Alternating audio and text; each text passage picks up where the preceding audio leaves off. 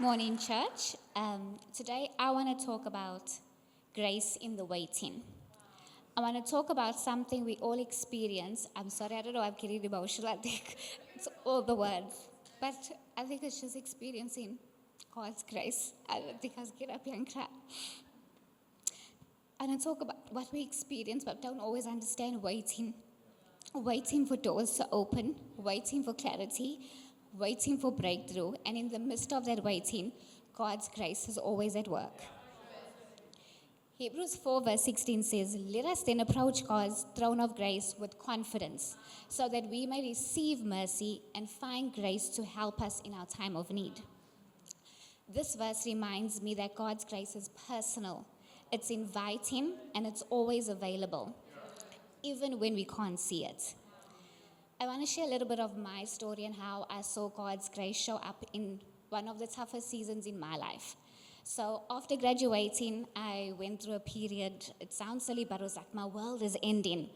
I was applying for job after job, only to face rejection after rejection.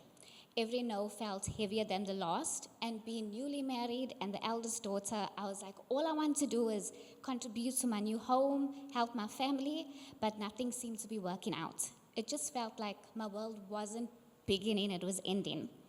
I found myself asking God, where are you? Why aren't you opening doors for me? What have I done? And at that time, we were also very involved in church. We were serving. We were youth leaders. So I was like, I'm serving. I'm giving my time to your people. And nothing seems to be happening for me. You know, started feeling uncertain, lost. I was filling my head with a lot of lies and doubts about myself. But even though I couldn't see it, His grace was always present. Even though I was not in the job I wanted, I was provided a job opportunity. My husband also got a new job that was basically created for him in a company. It actually didn't exist. So we never lacked anything. But because my heart wants to be able to provide for the people in my life, I felt stagnant. And being in this position really kept me trapped from seeing and being aware of God's grace. I was so consumed by my situation that I failed to see God still working. Then we had the opportunity to move to Cape Town, which we did pray about, but I was still unsure because all the thoughts came to my head. Will doors open for me? What if it's too expensive? How long will my husband be the only one providing? But this was an opportunity that we actually prayed for, and God came through, and He opened that door. But because, again, I was stuck in my situation, I failed to see His provision. We decided to take the opportunity and move, not knowing what would be in store for us. But my husband kept telling me, God will make a plan, trust Him, a door will be opened. But for the first few months, I still felt stuck. I found myself questioning if we made the right move. And a part of me didn't want to serve again in church or be involved because I was like going through those feelings again of I'm going to give my time, but when is my breakthrough going to come through? But I knew that it was still something we had to do. Growing up in church, serving, you always have to know that your breakthrough will come through, and you see people getting miracles and breakthrough happening around you. So you want that for yourself. So you come back and you serve and you push through. And then eventually a door actually opened for me here in Cape Town. I was messaged by a recruiter on LinkedIn for a project management role that I'm still in today. And it has opened doors for me to work on projects I never thought I would, and also sit in rooms I once thought I was unworthy to be in. Through this season, I began to experience God's grace, not as I expected, but as I needed. He gave me patience when I wanted to give up. He gave me strength when I felt weak. He gave me hope when everything seemed hopeless. And looking back, I can see that those moments of waiting weren't empty. They were filled with His grace, shaping me, strengthening me, and preparing me for what was to come. And during this season, because I'm such an emotional person, when I go through highs and lows, my family travels with me and everybody goes through all the emotions. And my mom really was praying for me and just, trying to encourage me. And she told me that she had received the name Ruth.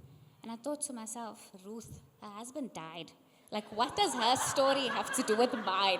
Lord, are you preparing me to lose my husband? I don't want that, And I was trying to figure out, why is this the word that you got? But then I decided to like immerse myself in her story and just try to understand what she was all about. And reading her story and understanding, I realized that, she also faced uncertainty. She faced loss and doubt. And yet God's grace was working behind the scenes, guiding her, providing for her, and showing her that his faithfulness never fails. I realized, just like Ruth, we may not always see what God is doing in the moment, but his grace is always at work.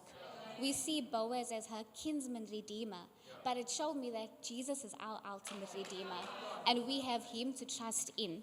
And this means that even when life is uncertain, even when we are waiting, even when we are unsure, even if we can't take another step, God's grace is already there. It's holding us, it's guiding us, and it's preparing us. We don't earn it, we don't deserve it, but because of who he is, it is freely given. And the beauty of it is God's grace points us to his provision, not always in the way we expect, but always in the way we need.